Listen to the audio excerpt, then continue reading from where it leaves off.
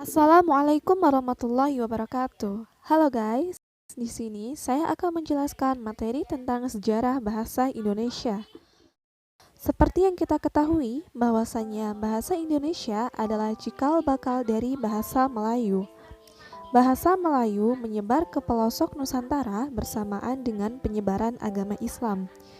Bahasa Melayu juga makin kokoh keberadaannya karena mudah diterima oleh masyarakat Indonesia yang saat itu masih disebut sebagai bahasa Melayu, juga sebagai penghubung antar pulau, antar pedagang, dan antar kerajaan. Bahasa Melayu mulai dipakai pada abad ke-7 dengan ditemukannya bukti-bukti prasasti kerajaan Samudra Pasai di Palembang, Talang Tuo di Palembang, Kota Kapur, dan Karang Birahi.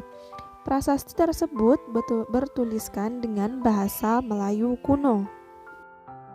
Perkembangan bahasa Melayu di wilayah Nusantara mendorong para pemuda untuk membentuk Sumpah Pemuda pada tanggal 28 Oktober 1928 yang berbunyi, "Kami, putra dan putri Indonesia, mengaku bertumpah darah yang satu, tanah air Indonesia.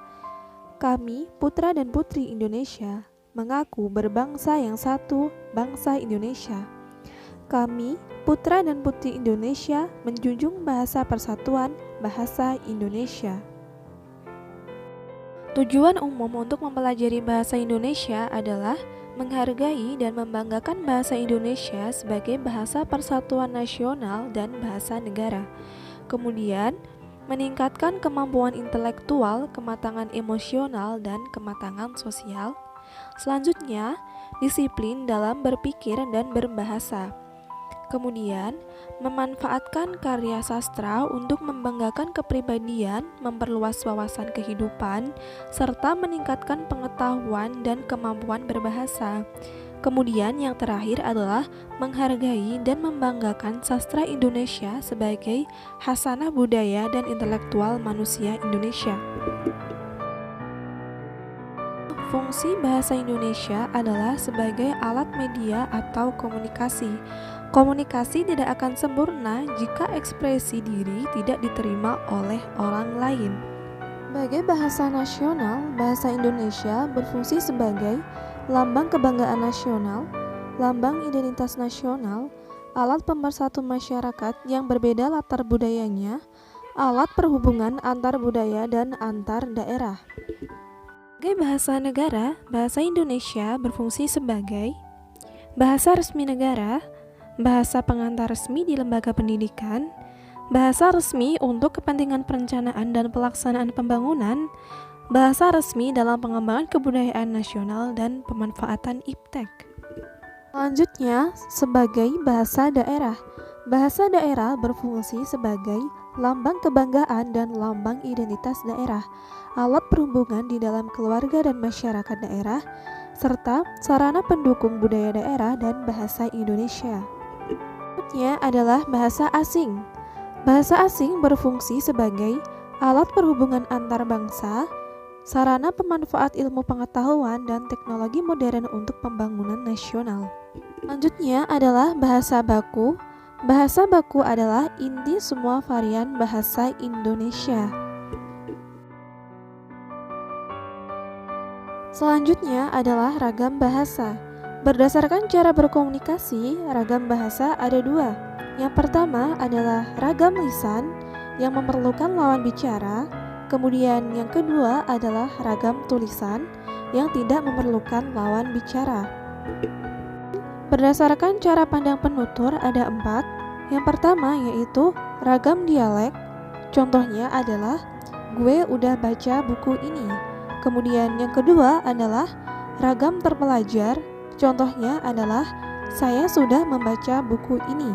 Kemudian yang ketiga adalah ragam resmi. Contohnya yaitu saya sudah membaca buku ini. Kemudian yang terakhir adalah ragam tak resmi. Contohnya adalah saya sudah baca buku ini. Selanjutnya, berdasarkan topik pembicaraan ada 4, yaitu yang pertama adalah ragam hukum. Setiap pelanggar akan mendapatkan hukum. Kemudian yang kedua adalah ragam bisnis. Setiap membeli akan mendapatkan potongan. Kemudian yang ketiga adalah ragam sastra. Contohnya adalah novel ini membosankan. Kemudian yang keempat adalah ragam kedokteran. Contohnya yaitu sakit perlu obat.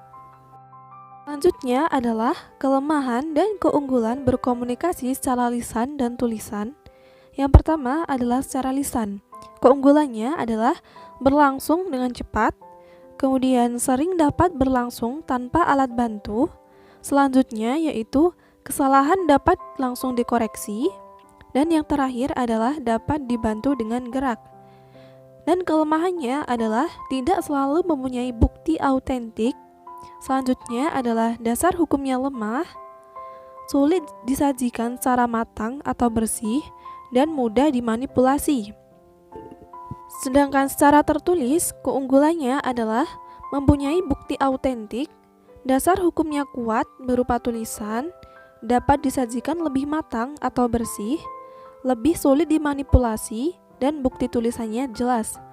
Dan kelemahannya adalah berlangsung lambat dan membutuhkan waktu, selalu memakai alat bantu, kesalahan tidak dapat langsung dikoreksi, dan yang terakhir adalah tidak dapat dibantu gerak tubuh dan mimik muka.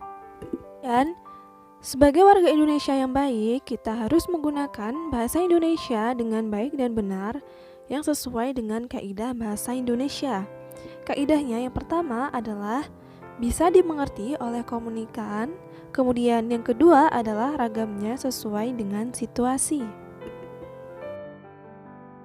Oke guys, sekian materi yang saya sampaikan. Semoga kalian dapat mengambil manfaat dari apa yang telah saya sampaikan. Kurang lebihnya mohon maaf.